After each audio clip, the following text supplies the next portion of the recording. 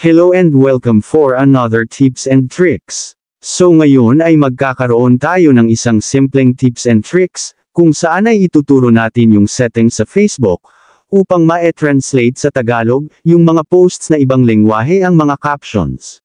Katulad po nito. So maaring marami sa atin ay alam na yung settings na ito, at para naman po sa mga hindi pa nakakaalam sa settings na ito sa Facebook, kung interesado ka sa tips and tricks natin ngayon, ay panoorin nyo ang video hanggang matapos upang malaman ang step-by-step na gagawin natin.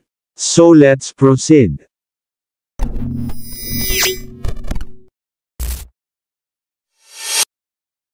So ang first step natin gagawin upang makapag-translate sa mga Facebook post, ay i-open ang Facebook.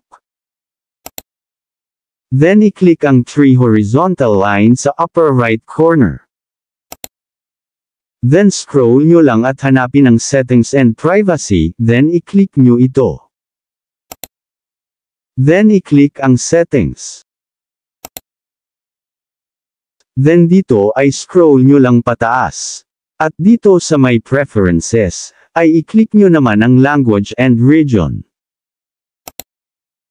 So dito sa language and region, ay i-click nyo ang language you'd like to have post translated into.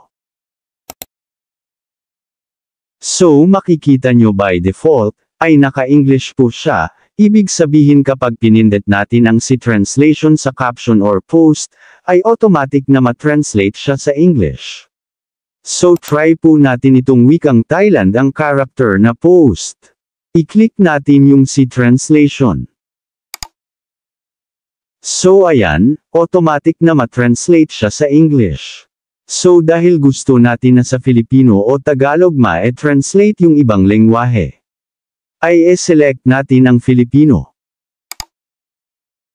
Then i-click ang save. Then i-try naman natin ngayon kung matranslate ba siya sa Tagalog. Punta lang tayo sa Facebook post.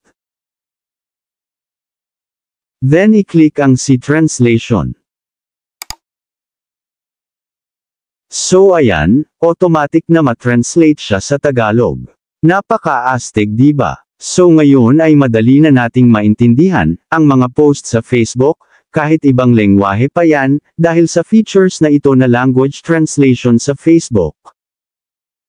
So ayan, sana po ay nagustuhan nyo ang video natin ngayon, at maraming salamat po sa mga nag-subscribe, at kung bago ka palang napadaan sa channel na ito, at gusto mo ng mga ganitong video, ay huwag po sana kalimutang mag-like, subscribe, at pindutin ang notification bell button, upang updated po kayo once na mag-upload ako ng bagong video.